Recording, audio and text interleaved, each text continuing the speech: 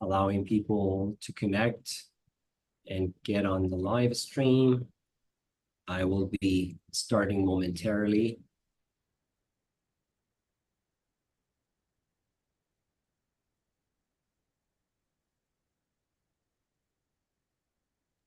Okay. Excellent.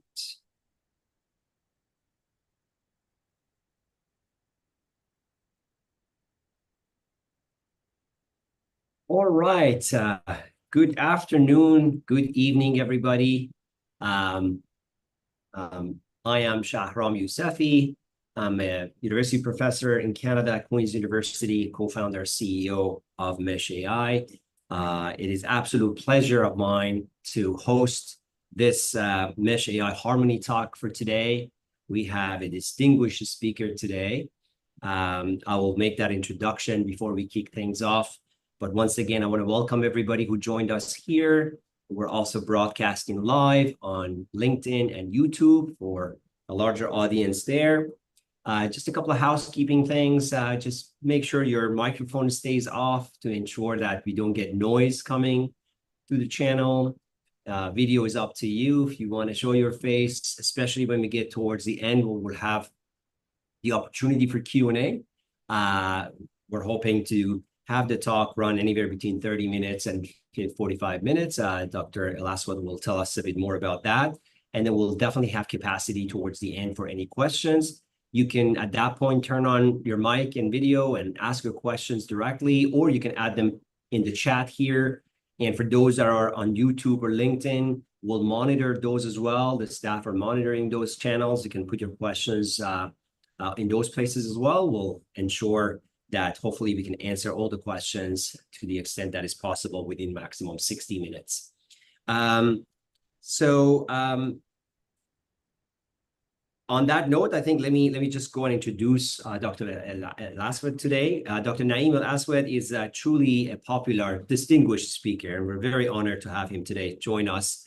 He's a distinguished healthcare professional with extensive experience in internal medicine. As a fellow of American College of Physicians, and Dr. El-Aswad has demonstrated exceptional leadership in the clinical space and also advancing medical education and patient care. With a background in clinical practice and the huge passion that we know of in innovative healthcare solutions, Dr. El-Aswad has significantly contributed to improving healthcare delivery systems, which are much needed, thanks both in Canada and US, where most of us are located. And also for our international viewers, that's probably a problem no matter what corner of the planet you are. Healthcare systems are in much need of innovation and improvement. So Dr. El-Aswad's expertise and dedication make him really a very popular and sought after speaker. And like I said, it's just an absolute honor to have him join us today. As a national and international speaker on the particular area of physician burnout and emotional intelligence, Dr. Naeem El-Aswad is co-founder and chief medical officer of Vital Signs, vitalskills.com. He's the author of Physician Burnout, an online CME course published by the Sullivan Group, and a latest book, Physician Burnout, an Emotionally Malignant Disease. He has published results of his research in esteemed publications such as the Mayo Clinic Proceedings, and he has benefited the global communities in healthcare for more than 20 years.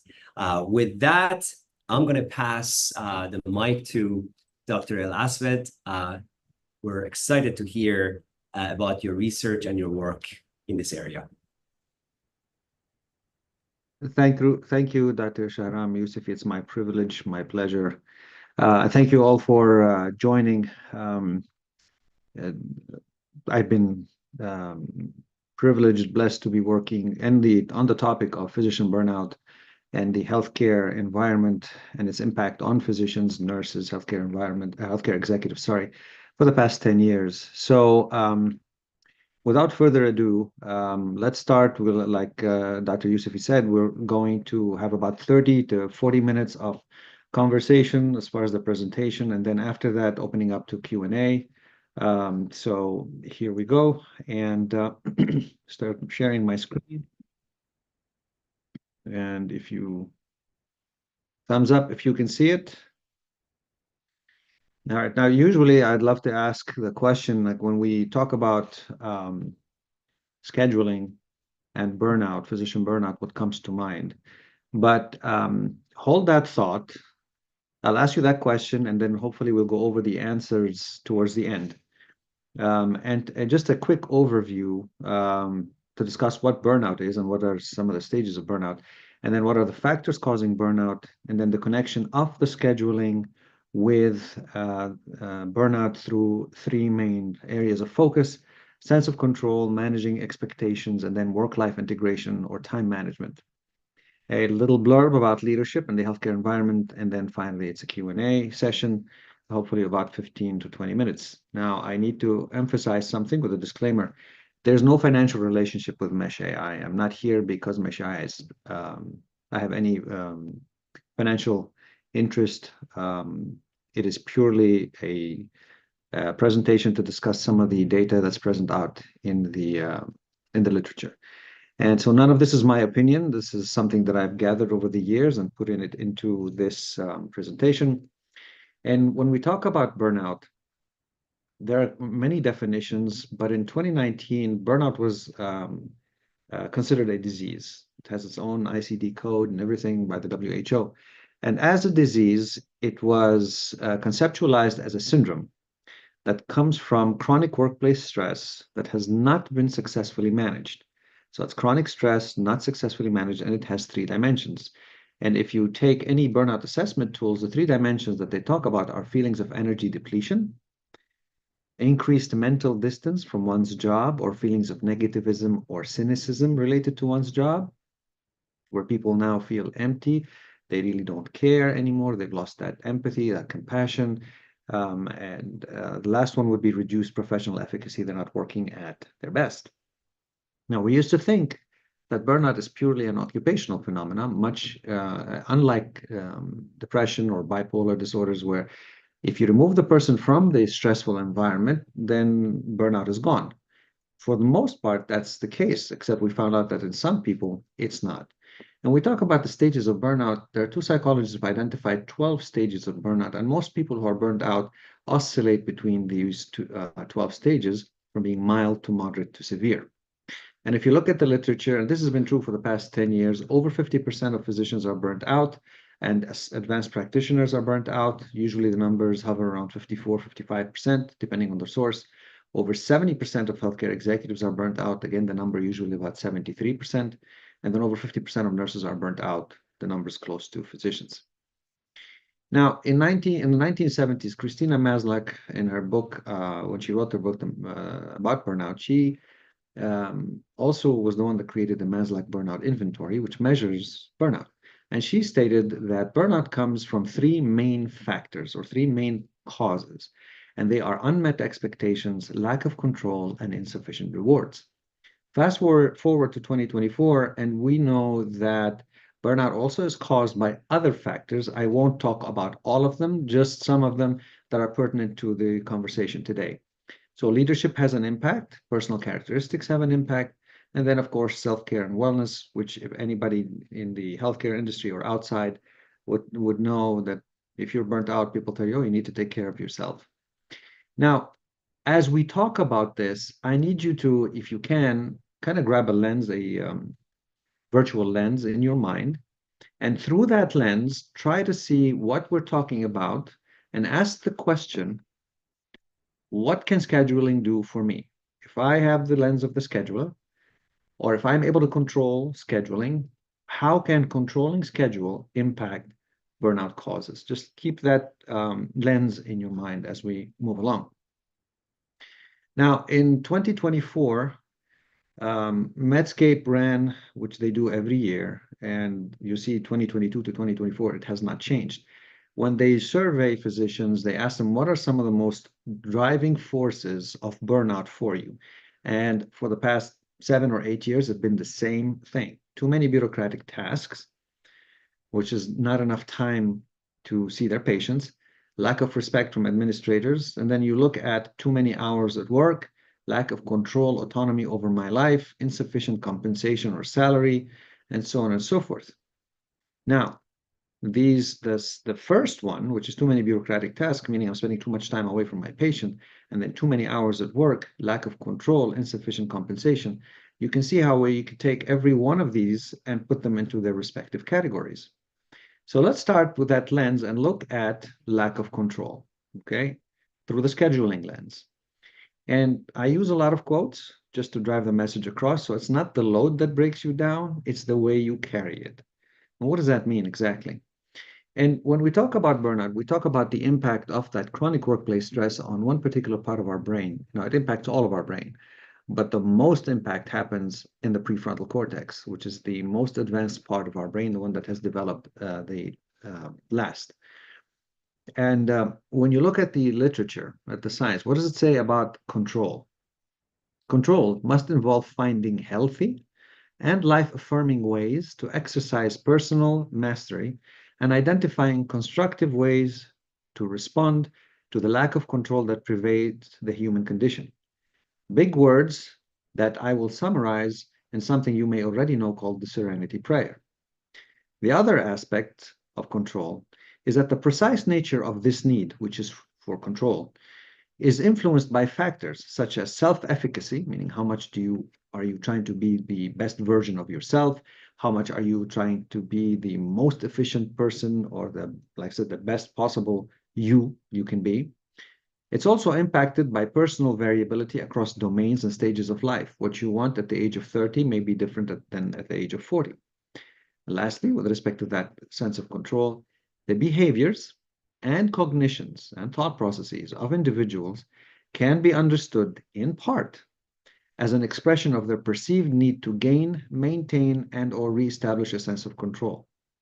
And so you see that sense of control drives our thought processes, it drives our behaviors, and you yourself, sometimes you'll describe yourself, oh, I'm a control freak. Ooh, I can leave my closet this way, but when it comes to my workspace, so we all have a different sense of control, and that sense of control, where we direct it, reflects something more about us and what's important for us and what makes us tick. So again, if you're putting that lens of the scheduler, I think you can start seeing, ooh, that lens is pretty powerful if I can control people's schedule. And if you go to that theory of control, Rotter's theory of control, what did he say? He said there are two types of locuses of control. The first one is internal. I control the consequences of my behavior. The other one is external. And in the healthcare industry, the way people look at burnout, they say 80% of burnout are external factors and 20% are factors related to the individual. Well, in examining this, if you discuss this with physicians or healthcare personnel, a lot of them will use the word they, them, the system, and so on and so forth. And that, as you can see, when people perceive that the locus of control is external, they get more resigned to conditions as they are, lower efforts to deal with health. They kind of almost give up and they don't care about their health. It's like, all right, well, I'm just not going to, because nothing I do is going to change anything, so why even try? Lower levels to psychological adjustment. People get more anxious, more depressed, higher health risks. They'll have more heart disease, more blood pressure issues, more stroke, more consequences, and then more burnout. However, if the control is internal, meaning if you discuss this with people who say, I don't care what the external environment is, I have a sense of what I can do, they have usually better academic achievements, better interpersonal relations, greater efforts to learn, positive attitudes towards exercise, like, okay, I'm controlling my life. Yes, I can do this. It's not a defeatist kind of existence. Healthier lifestyles and improved health. Such is the power of where we believe control comes from. Now, to distinguish, let me share 3 quotes. Today, I refuse to stress myself out about things I cannot control or change. Okay? Change that for a second. When you are no longer able to change the situation, you are challenged to change yourself. And that changes everything. Stress does not come from thinking about the future, but from wanting to control it. And if you go back to that thing that I told you, to that first part that I told you about the prefrontal cortex, I said it's related to something called the Serenity Prayer, because how now can we actually change our thought process from an external source of control to an internal source of control, and with that, have a healthier life? So we talk about building a sense of control. What does that mean? Psychological research has demonstrated that the desire for a sense of control, which we define as the ability or perception that one has the ability to cause an effect in the intended direction, is a pervasive human experience.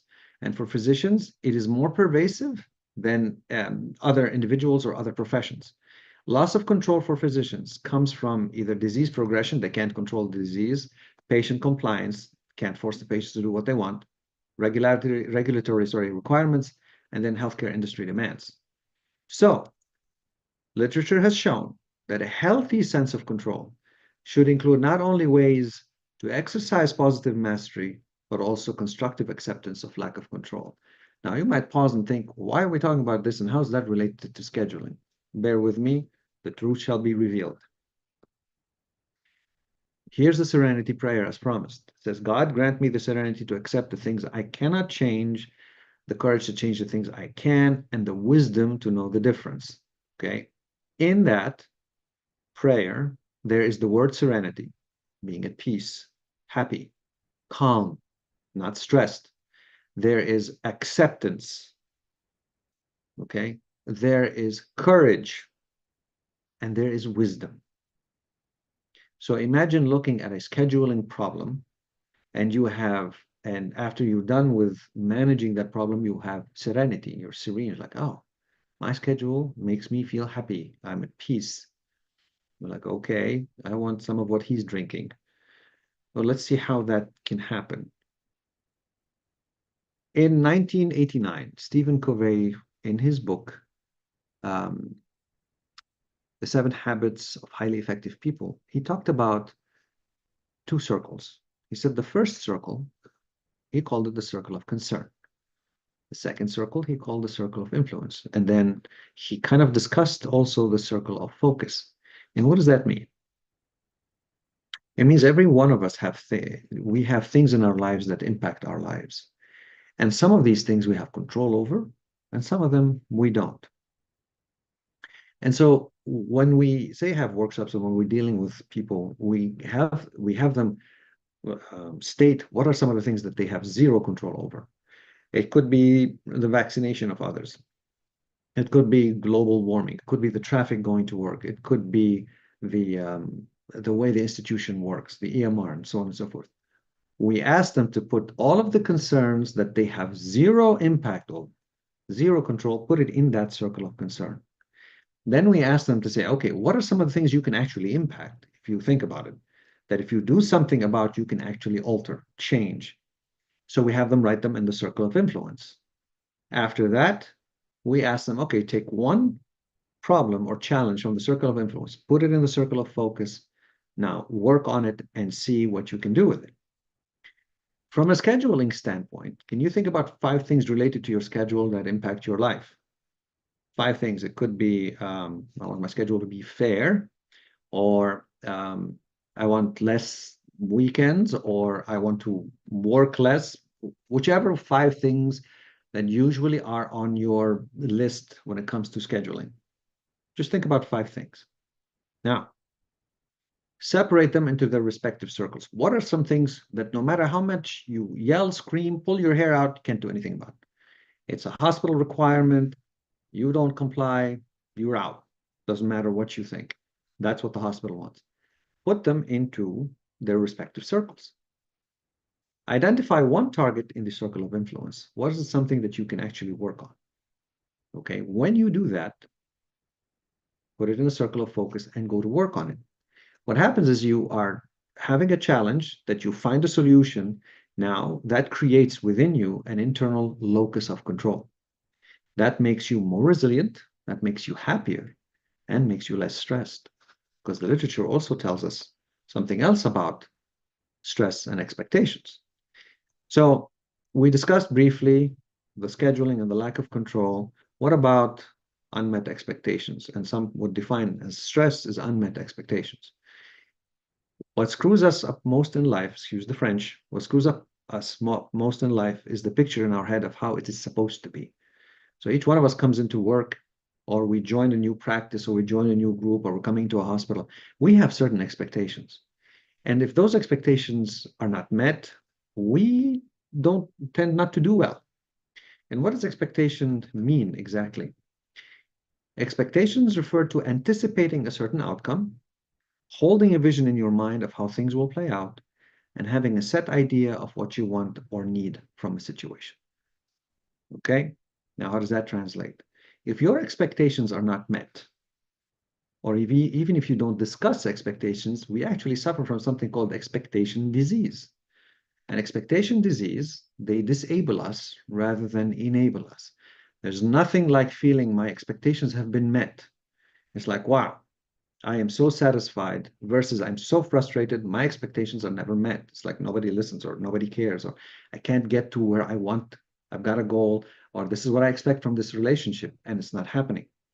Expectation disease manifests in 5 different ways. The disability actually manifests in 5 or through 5 types of loss of control, either unmet or excessive need of control. So when your expectations are not met, you have like, okay, you either go, I don't care anymore, or you try to be more in control. Either or. And either or is not good for you. To be that much of a, excuse the expression, control freak, and you want to control, when you start losing more and more, it drives you, um, I'm not going to say insane, but it makes you very angry and leads to burnout. And then when you let go, it's like, all right, I'll be a leaf in the wind, do with me whatever you want. That's not good either.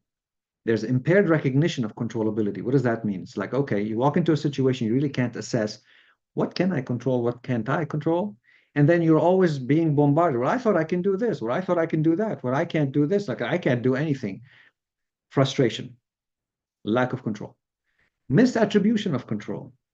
For example, people might think that the scheduler holds all the keys to their kingdom of life. And that's their expectation. And then they start to get frustrated with the scheduler. But they've never talked to the scheduler. And then they might find out that the scheduler is only following orders. That's not the scheduler who's trying to mess up their life. The scheduler is following orders him or herself. Misattribution of control. You get angry at the scheduler. You get angry at your fellow physicians. It's their fault. Nobody wants to do things like I do. That creates stress and burnout. There's control dissimulation, meaning you kind of know where control is, but you want to think of it in another place. So you might think, okay, it is the scheduler. I know it's probably the scheduler, but I'm going to blame my friends. And then there's fear of loss of control. And fear of loss of control equals stress. And I'm going to show you what that does to our brain. The manifestations of these control disorders, which can be different, they differ in chronicity, how long they last, rigidity, and intensity. So what does the science of stress tell us? The degree of control that an animal or human can exert over a stressor has a substantial impact on the emotional, behavioral, neurobiological, and physiological effects of the stressor. What does that mean?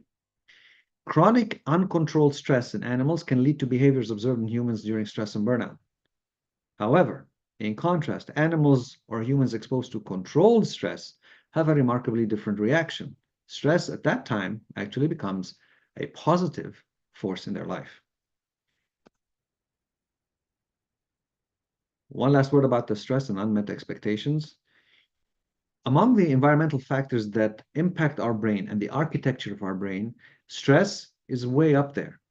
And the way stress impacts, or the consequences of it changing the architecture of our brain. And what do I mean by that? Your brain doesn't mold into a new shape. You're going to have the same shape. It's just your connections stop connecting. The neurons stop firing. The neurons stop communicating. You'll see what I mean in an image over the next slide.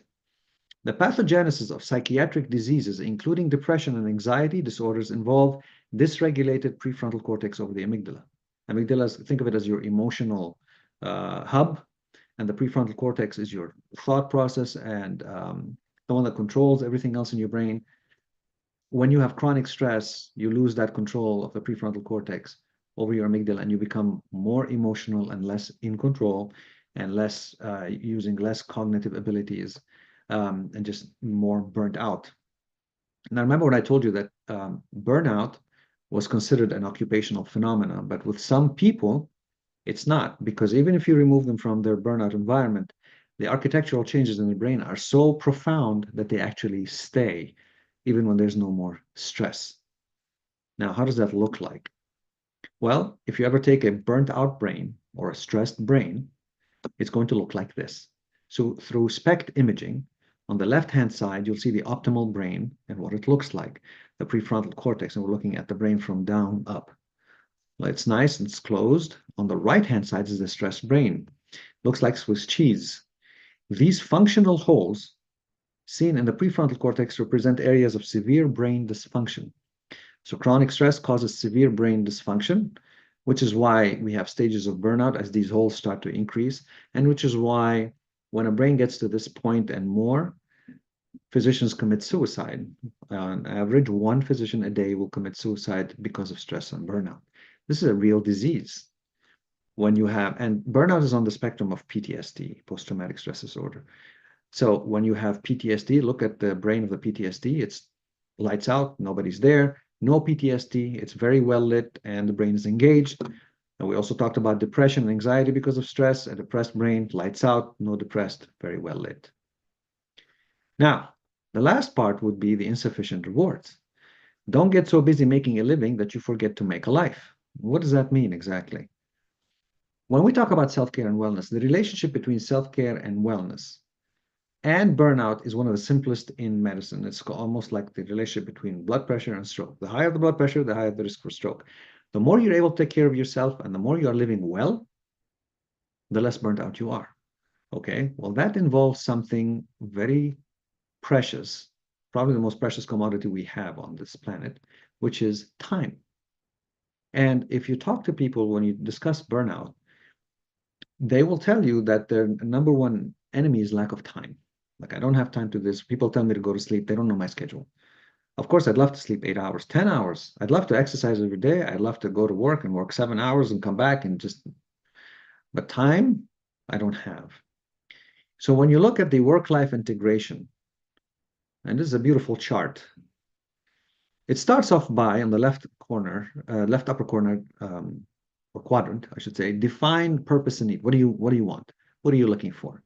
And in doing so, you consider the needs of the family, the members, and support group. You try to align your needs with your family and then with organizational needs for a symbiotic relationship. Now that you've defined it, you move to the next phase, which is prioritize. Okay, what comes first?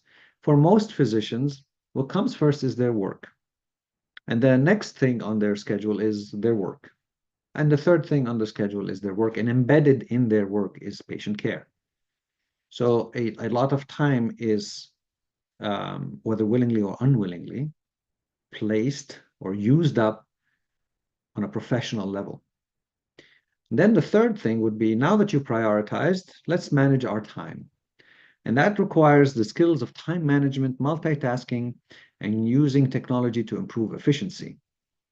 Okay, and then the fourth would be reassess and reset. Am I living what I go back to your purpose and need? Am I meeting them? My expectations are such. Am I meeting my expectations? I expect myself to work every day, to exercise 30 minutes every day and be with my family 2 hours every day. Am I doing that? So you reassess and reset. Now, if you pause for a second and take that lens of your scheduler and put it there, I think it becomes very evident how much scheduling your work has an impact on all of this chart. Further, if you look at the literature, what drives burnout, outside of what we talked about, is working too many hours. It's a 3% increase each additional hour. Taking night or weekend call, 3 to 9% each shift. Performing work-related tasks at home, 2% each hour. And then having a work-home conflict, 200 to 250% increase in burnout. So what can scheduling do for you with all of this? And then when we talk about, okay, you need the self-care, you need your wellness.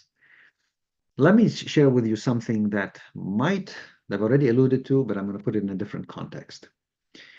If you want to take care of yourself, the first thing you have to do is acknowledge that the relationship you have with yourself is the most important relationship. Why do I say that? Because if you take yourself for granted, you're going to take everything else for granted. If you don't prioritize your health, if you don't prioritize your wellness, if you don't prioritize you, then it's going to be an issue. Trying to meet your expectations of living a fulfilled life. Burnout, my friends, is a life unfulfilled. Now, we need time. Physicians need time for work-life integration, for recuperating and healing, for connecting, for self-care, for developing the greatest relationship with themselves. Well, that's easy, right? It's easy. Come on, we need time. But that's where, like we talked about, that's where people get ticked off. I don't have time. Well, let me share with you or challenge that notion with you. There are 4 steps to successful wellness. The first one is deciding, all right, I want to take care of myself. I'm going to meet you with your challenge. Let me see, what can you do? Convince me. Number 2, I need to take control. Okay, we kind of talked about the control part. All right, I'm starting to see how I can move things around. Take time. Now there's the challenge. So let me pause here and flip that challenge back to you and ask you for the following, or use the following scenario as an example, because I've said it multiple times, but I don't think it has connected with you yet. So here's a go at it.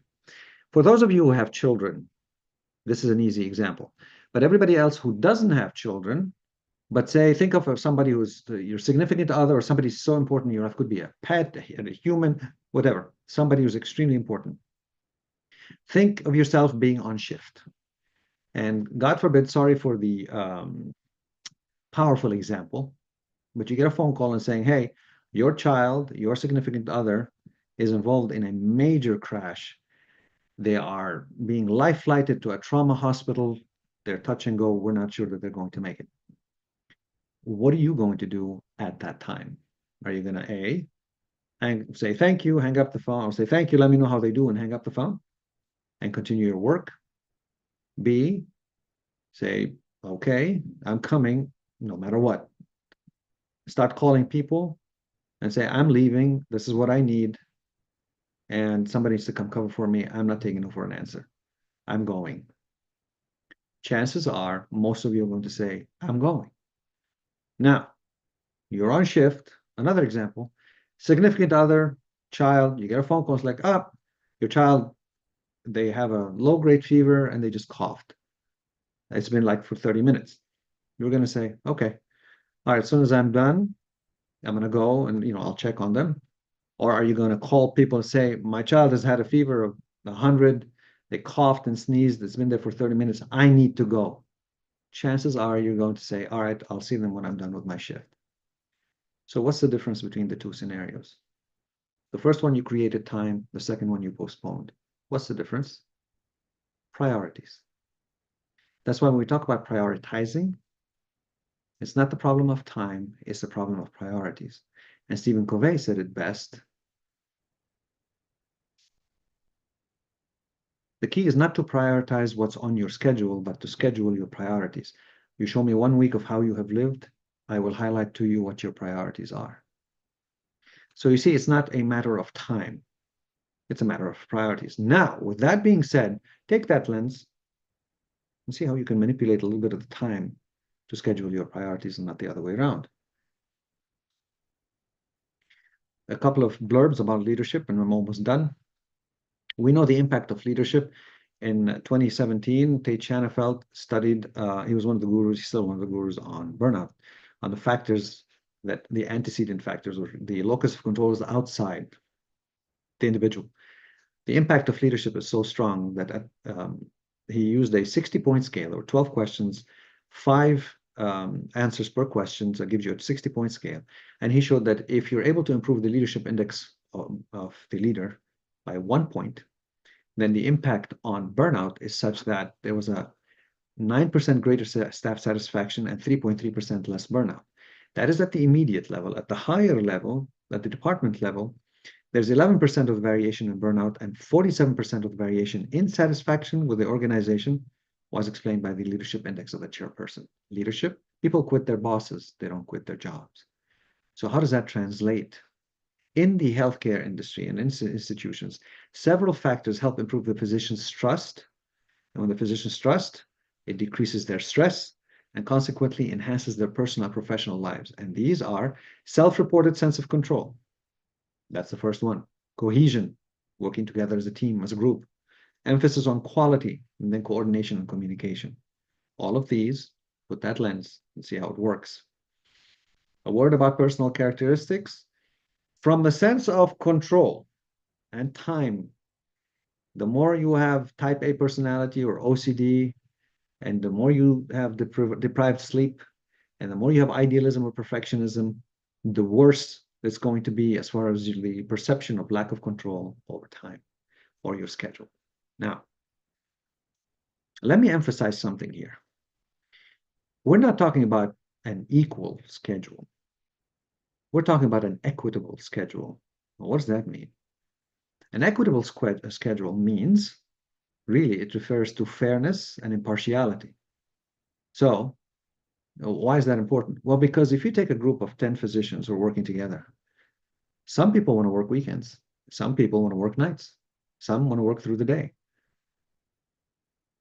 If you are able to manage everybody's preferences as much as possible, of course, and giving them what they need to fit their lives, you have succeeded from a scheduling standpoint. And that, my friends, creates the sense of control. Hey, I have an input on my schedule, the sense of the impartiality and the equitability and the fairness. And now people have time to be with their families. And you move that locus of control from external to internal. And then furthermore, you manage their expectations. Meaning the person comes in now is like, all right, this is a new group. That's how we're going to do it. I understand that on average, 60% of my requests are going to be met on average, which means I have to deal with 40%. I'm good. At least I know what I'm dealing with. What does the literature say about all of what we talked about? Several studies. So there were a group of physicians who participated in a flexible schedule versus a standard schedule. And what the literature showed that the people who participated in a flexible schedule were significantly more likely to indicate improvement in control over workload and experience and reduced work-related stress, there's that word again, compared to those who are in a standard schedule group. No input. They're just going to follow. AI-based scheduling significantly improves physician engagement and reduces burnout by creating fair, there's that equitable, and flexible schedules that support work-life balance, even during COVID-19 pandemic, according to the research being presented at the American Society of Anesthesiologists. Last but not least, unrealistic and inflexible shift scheduling, little time off, and insufficient work-life balance are all catalysts for physician burnout. Yet many healthcare organizations still rely on manual processes to schedule physician shifts. Well, if you automate that scheduling to make it equitable, here's what happens.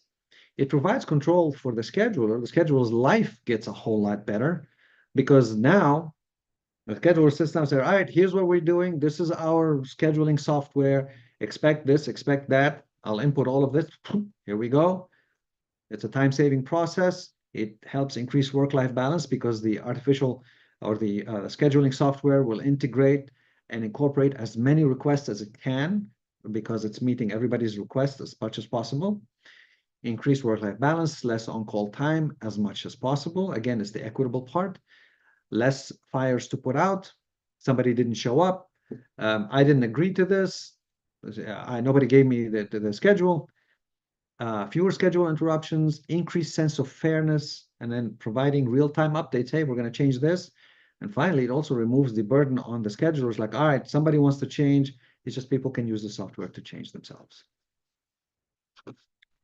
All right, recap. So we talked about all of this. And we talked about what can scheduling do for you, for lack of control, unmet expectations, insufficient rewards, self-care, personal characteristics, and leadership. Putting it together.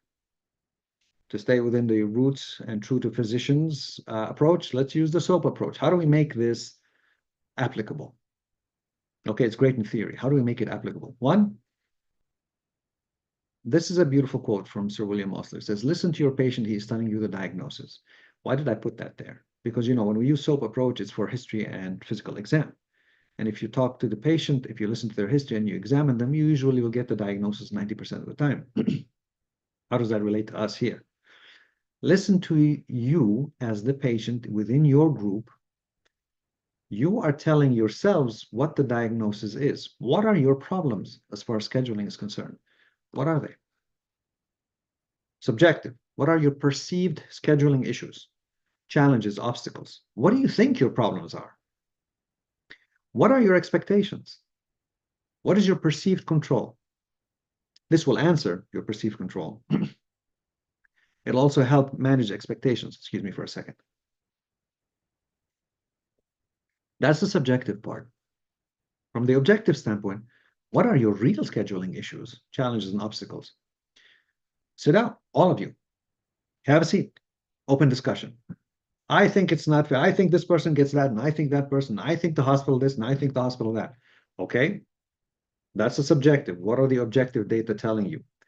What are others' expectations and the program institution's expectations? Get the data, the objective data, not just from a personal point of view, and not through I heard this and I heard that. And then assessment. What's your scheduling software? Are you doing it through Excel sheet? Are you doing it by whatever your system is? What is it built on? How can it help support you? How is it hindering you? Is it the best thing for you? Understand your scheduling software so you can understand why this happens and why this is perceived this way. And finally, plan what can be done. If you've identified the issues, what can you do? How do you troubleshoot? What are things you can control? What are things you can't control? Who's going to be involved? What works? What doesn't? Let me leave you with this quote. The price of anything is the amount of life you exchange for it. Keep that in your mind. I think it's a very powerful quote, and it helps put things in perspective. And again, it emphasizes the one thing that is one of the most important commodities, time. And with that, I'm going to stop sharing, and I'm going to thank you for your time and open it up to questions and answers. Thank you very, very much, Dr. El-Aswad. It's not the first time I hear you speak in such settings, and it's always goosebumping and extremely valuable to hear these stories for us. So I'm just going to have a couple of questions. Before I go to the external audience, I wanted to know if anybody here has a question. I see that Ms. Bernadette Harvey is asking for a copy. Absolutely. We will definitely check with Dr. El-Aswad about the slides, but the video presentation will be available online, Bernadette. And definitely, if you check our YouTube channel or our LinkedIn channel, there will be access to that. But we'll definitely check with Dr. El-Aswad regarding sharing the slides, if that's a possibility as well. Thank you. Yeah, absolutely. These slides are available for everybody. Thank you so much for your generosity as well. And so are there any questions here? Feel free to jump in, turn on your video, ask. If not, I have a bunch of questions that are coming from the live audience. I'm going to read those. Okay. If not, there's one question coming from John. He's saying that, there are a lot of insights that come from this presentation already, but in relation to leadership in healthcare and specific and individual physicians, what are your recommendations as to first steps to take to improve the situation with burnout when it comes to hours of work? Excellent question. I would ask first that they identify what the problems are. Because again, some of the problems are people don't communicate. We don't. It's like expectations. And my my chairman used to say, assumption is the mother of all evils. There's an assumption that people understand. There's an assumption that people are on the same wavelength. There's an assumption that, you're walking into a fair situation. But sometimes people don't know. And you would be surprised, because you're walking into a situation that could be pervasive for years, and just because nobody ever asked the question, hey, why are we doing this? So I would say there's also another, when it comes to the leadership part or the healthcare executives, it's been shown that healthcare executives, for the most part, don't get physicians, and physicians don't get healthcare executives. So one of the approaches we utilized, and we use this with the hospitals, they had a lot of friction between the C-suite and the physicians, is we had them sit down in a workshop, and we turn them towards each other. And the title of the workshop, it's not you versus I, it's you and I versus the challenge or versus the problem. And once they started talking, it was amazing. They went from antagonist to symbiotic to agonist, so they helped each other. So I would suggest first having a conversation, write down your expectations, ask theirs, and take it from there. Thank you so much, Dr. Aswad. The next question is coming from Ted from Mayo, probably Mayo Clinic, I'm not sure. But the question is, how do you see flexible scheduling models such as self-scheduling or preference-based systems impacting burnout rates among clinicians? And what challenges do healthcare systems face in implementing these models at scale? Again, that's an excellent question, and it's multifactorial. It's also multi-layered. So the first part is, what's the impact of, say, self-scheduling? In vacuum, if you're able to self-schedule yourself, but if you're able to self-schedule, it's fantastic. You have complete autonomy and control over your scheduling. Now, if this model says, hey, we need you to work 12 shifts a week, 12 shifts a month or 15 shifts, you pick your shifts. Fantastic. More often than not, that's not the case because you're not working by yourself. So before you join, or say you're in a group, again, it goes back to something as simple as, what are your expectations? Mm-hmm. What are the others' expectations? And when you're working as a group, you're working as a unit. It's like a team. And we complement each other. I can't have a great life while you suffer, and vice versa. And if we crumble, if one of us gets burnt out, then we all suffer. So it's that team mentality. Let me understand, where are you good at? Where are you good at? What do you need? That's the equitable part.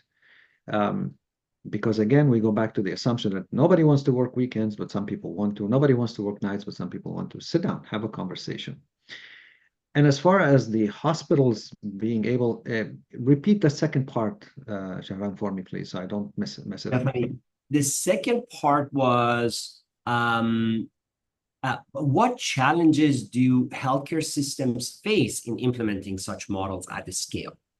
It's a very fluid question, and I dare to say that we don't know the answer because I don't think it's been tried. Institutions, and it goes back to that sense of control. How much do I want to give physicians control, and how much do I want to take it back? And I don't know that there's a model out there, that could be, but I don't know that there's a model out there where the the executives come and say, hey, physicians, you deal with your own schedule. As long as we meet our requirements, we're good.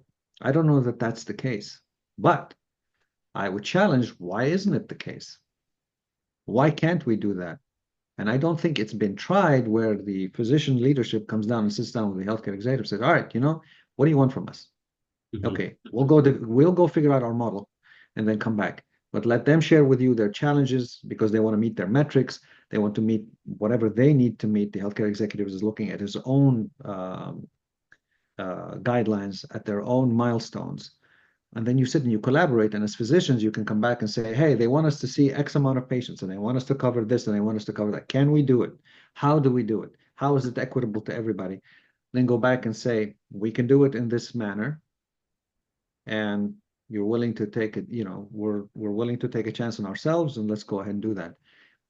It is that conversation that shifts that locus of control from external to internal. Can it be done? Yes, but of course it's dependent on the institution and the physician group. Thank you so much, Dr. Aswad. There's a question that seems like a perfect continuation of this. And the question is from Rupen, I'm not sure from where. But the question is, with advancements in data analytics and I think AI, how can healthcare systems leverage data-driven scheduling to reduce burnout? One, and what metrics or indicators do you believe are most critical in predicting clinician well-being? Fantastic. So let me start off with the first question. And this is actually something that Shahram and I talked about a year ago. You know, I asked them, I said, what are you looking for? What are people looking for? And if you're looking for what are your outcomes? What are you trying to measure? And we have metrics for almost everything.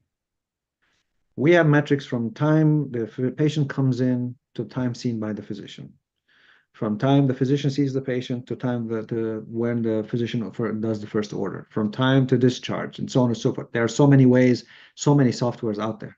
So I would work this backwards. I would go to the healthcare executives, or I would look at this and say, okay, what would demonstrate that we are meeting our metrics? What is it? What are your outcomes? What are you looking for? And then once you highlight them, work it backwards. Say, all right, what do we need to meet all of these? And how can the scheduling part help us? And when you generate that data, you eliminate perceptions. I don't think it can be done. It's done. I don't think this, we don't have to. The data is there. We've seen it. We've shown it. Let's move on with it. And it is a ripe area to be researched. Fantastic area to be researched.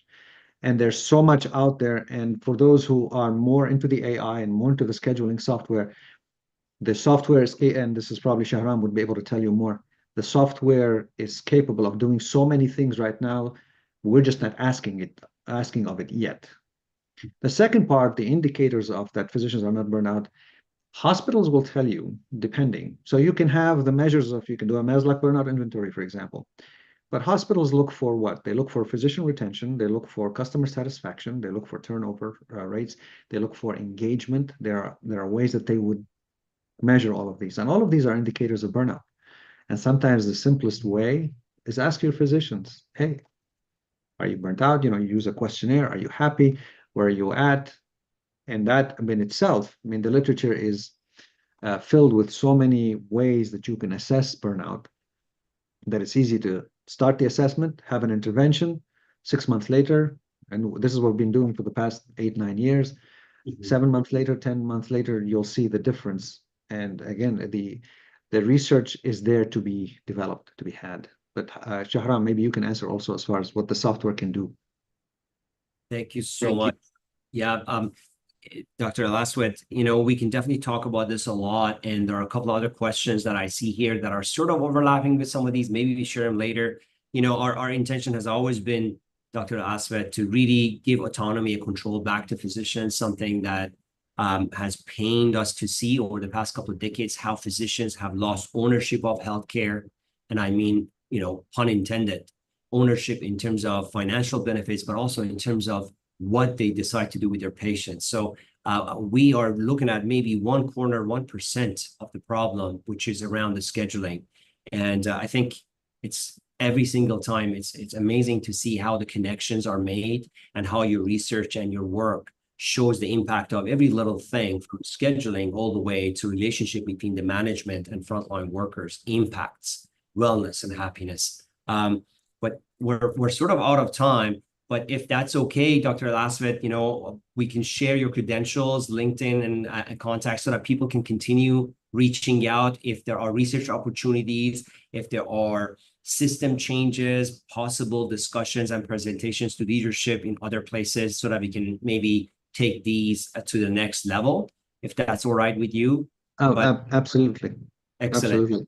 So we'll definitely do that. And obviously the video will be available online on LinkedIn and YouTube later on. But I just want to say thank you for all the audience here, as well as live audience on LinkedIn and YouTube, for joining us today. And most importantly, Dr. Al-Aswad, thank you so much for generously giving your time to this important cause, which is the wellness, happiness, and safety of clinicians. Thank you, Sharon, for actually creating this series. I applaud you. I honor you for doing that. We clinicians need that, so I'm very thankful for you to do so. I wish you all the best in the series, and much more to come. I certainly feel free, people, if anybody has questions for me, please reach out. I'm more than happy to answer them. Um, and I hope that this presentation and the generosity of Dr. Yousefi has helped a little bit in your lives, personal and professional. Thank you again. And until next time, don't get burned out. Thank you so much. Perfect last word. Mic down. Have a great evening, everybody.